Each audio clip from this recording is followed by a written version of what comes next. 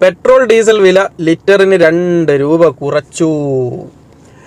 എന്താ പറയല്ലേ, 2 രൂപ കുറച്ച്. ഇനിയിപ്പോൾ കുറച്ച് പെട്രോളും ഡീസലൊക്കെ ഫുൾ ടാങ്ക് ആക്കണം വണ്ടിയിൽ ഒന്ന്.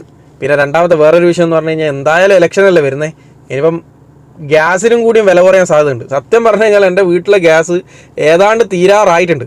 ഞാനിനിപ്പോൾ ഒരു 100 150 അതിൻ്റെ അകത്ത് കുറഞ്ഞിട്ടുണ്ടെങ്കിൽ അത് വെച്ചിട്ട് വാങ്ങാനുള്ളൊരു കണ്ടീഷനിലട്ടാ ഗ്യാസ് എടുക്കാതിരിക്കുന്നത്.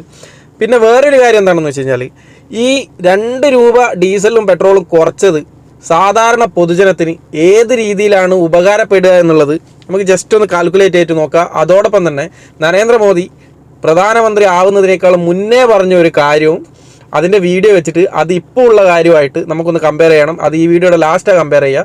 ആദ്യം നമുക്ക് ഡീസൽ പെട്രോൾ വില വർധന ഒരു സാധാരണക്കാരനെ എങ്ങനെയാണ് വൻ ലാഭത്തിലാക്കാൻ പോകുന്നത് എന്നുള്ളതിനെ പറ്റിയിട്ട് നോക്കുകയാണെങ്കിൽ സാധാരണഗതിയിൽ ഒരു 100 രൂപ നോർമൽ ഒരു ദിവസം പെട്രോളോ ഡീസലോ അടിക്കുന്ന ഒരാൾക്ക് ലഭിക്കാൻ പോകുന്നത് എത്രയാണ് ലാഭം എന്നറിയാം. നിങ്ങൾക്ക് ഒരു മാസം കൊണ്ട് ഉണ്ടാകാൻ പോകുന്ന ലാഭം എത്രയാണെന്നറിയാം.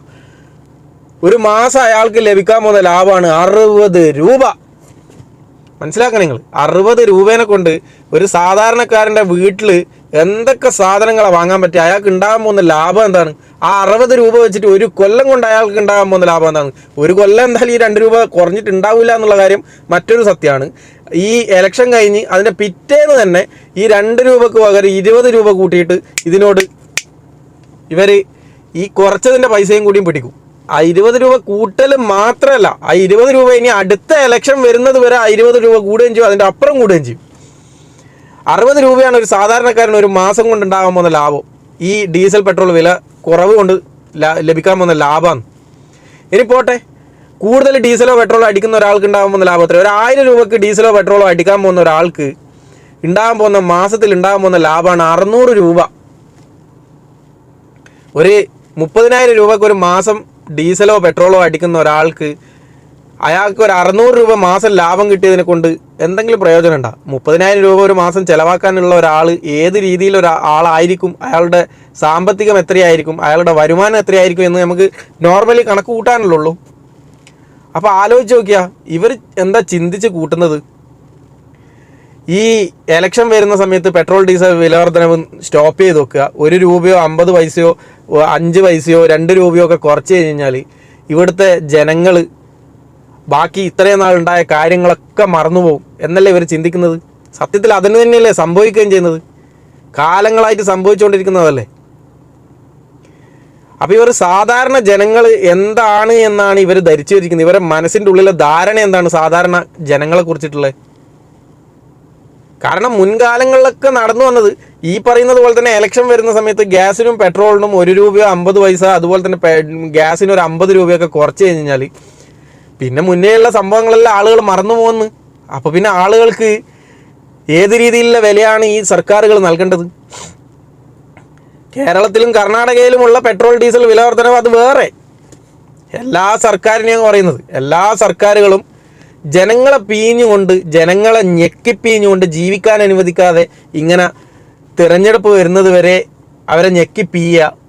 തിരഞ്ഞെടുപ്പ് വരുന്ന സമയത്ത് 1 രൂപ 50 പൈസയൊക്കെ കുറച്ച് കൊടുത്ത് പിച്ച കൊടുത്തിട്ട്, പിച്ച എന്ന് തന്നെ പറയാം, സർക്കാർ ജനങ്ങൾക്ക് കൊടുക്കുന്ന പിച്ചയാണിത്. 1 രൂപയും 2 രൂപയും 1 ലിറ്ററിന് മുകളിൽ കുറക്കുക. നിങ്ങൾ ആലോചിച്ച് നോക്കണം, 48 രൂപയുള്ള ഡീസലാണിപ്പം 98 രൂപക്കും 60 രൂപ ഉണ്ടായിരുന്ന പെട്രോൾ ഇപ്പം 107 രൂപക്കും ഇവിടുന്ന് വിൽക്കുന്നത്.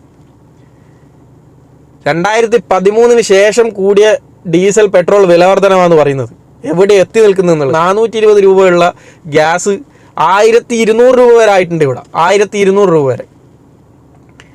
ആ സമയത്ത് ഈ പറയുന്ന ഇപ്പോൾ ഉള്ള കേന്ദ്ര സർക്കാരിനെ അനുകൂലിക്കുന്ന പാർട്ടിയിലുള്ള പ്രവർത്തകരും നേതാക്കന്മാരും ഈ 420 രൂപയുള്ള ഗ്യാസിനെയും 48 രൂപയുള്ള ഡീസലിനെയും 60 രൂപയുള്ള പെട്രോളിനെയും വില വർധനവായി എന്ന് പറഞ്ഞ് ഇവിടെ എന്തെല്ലാം കോലാഹലങ്ങൾ നടത്തിന്. അവർക്കിപ്പോൾ അതിൻ്റെ ഇരട്ടിയും 3 ഇരട്ടിയും ആയത് വരെ ഒരു പ്രശ്നവും. ഇവരുടെ കള്ളത്തരങ്ങൾ ഇതിൽ തന്നെ വ്യക്തമല്ലേ? ഒന്ന് ആലോചിച്ച് നോക്ക്. ഞാൻ 2013 നമ്മളെ നരേന്ദ്രമോദി പ്രധാനമന്ത്രി ആവുന്നതിനേക്കാളും മുന്നേ പ്രസംഗിച്ച ഒരു പ്രസംഗത്തിൻ്റെ പ്രസക്ത ഭാഗം ഞാനൊന്ന് കേൾപ്പിച്ചു തരാം കേട്ടോ. എന്നിട്ട് ആ പ്രസംഗിച്ച സംഭവത്തിൽ ഇപ്പോൾ ഉണ്ടായിട്ടുള്ള മാറ്റവും നമുക്ക് ജസ്റ്റ് ഒന്ന് കാണിച്ചു തരാം. गैस से नहीं होता मित्रों, मैं शासन में बैठा हूं, मुझे मालूम है इस प्रकार से रुपया इतनी तेजी से गिर नहीं सकता।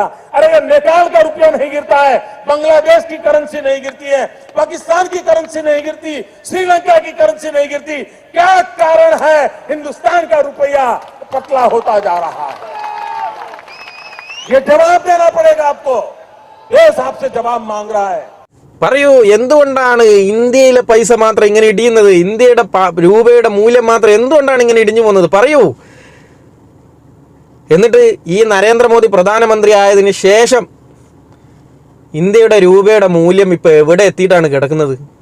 ഈ 2013 നരേന്ദ്രമോദി അധികാരത്തിൽ വരുന്നതിന് മുന്നേ ഡോളറും രൂപയും തമ്മിലുള്ള മൂല്യവ്യത്യാസം ഞാൻ നിങ്ങൾക്ക് ഇപ്പം കാണിച്ചു തരാം. എത്രയാണെന്നറിയാം?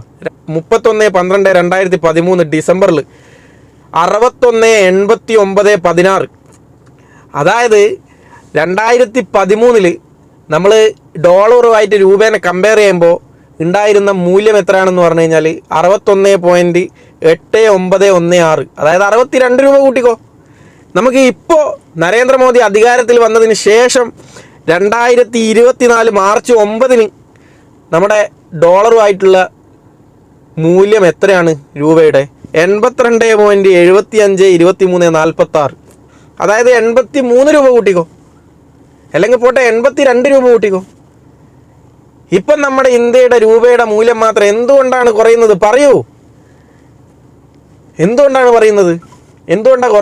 പറയൂ. ഇപ്പം ഇവർ ഇതിനെക്കുറിച്ചിട്ടൊന്നും സംസാരിക്കൂല. കാരണം എന്താണെന്ന് വെച്ച് കഴിഞ്ഞാൽ അന്നുണ്ടായിരുന്ന കാര്യവും ഇന്നുണ്ടായിരുന്ന കാര്യവും തമ്മിൽ കമ്പയർ ചെയ്യുമ്പോൾ അവർ വന്നതിന് ശേഷം, ഈ കേന്ദ്ര സർക്കാർ, നരേന്ദ്രമോദി സർക്കാർ ഇന്ത്യയിൽ വന്നതിന് ശേഷം എന്താണ് സംഭവിച്ചത്? ഞാനൊന്നും പറയുന്നില്ല, കണ്ടു നിൽക്കുന്ന കാണുന്ന നിങ്ങൾ പറ എന്താ സംഭവിക്കുന്നത് എന്നുള്ള കാര്യം. എന്നിട്ട് ഇതിനെയും വെള്ളപൂശാൻ വേണ്ടിയിട്ട് കുറേ ചാണകങ്ങളുണ്ട്. ഇവരുടെ സംഘികളുടെ വാട്സപ്പ് യൂണിവേഴ്സിറ്റികളിൽ നിന്നും ബിരുദാനന്തര ബിരുദം എടുത്തിട്ട് വന്ന കുറേ സംഘികൾ ഇതിനെ വെള്ളപൂശാൻ വേണ്ടിയിട്ട്. സത്യാവസ്ഥയിൽ അവരും അനുഭവിക്കുന്നുണ്ട് ഈ വിലക്കയറ്റം, എന്നിട്ടും വെള്ളപൂശയാണ്. എന്തിനു വേണ്ടിയിട്ടാ? അവർ പ്രവർത്തിക്കുന്ന രാഷ്ട്രീയ പാർട്ടീനെ വെള്ളപൂശിയിട്ട് കാണിക്കാൻ വേണ്ടിയിട്ട്. എന്തൊരവസ്ഥയാണല്ലേ.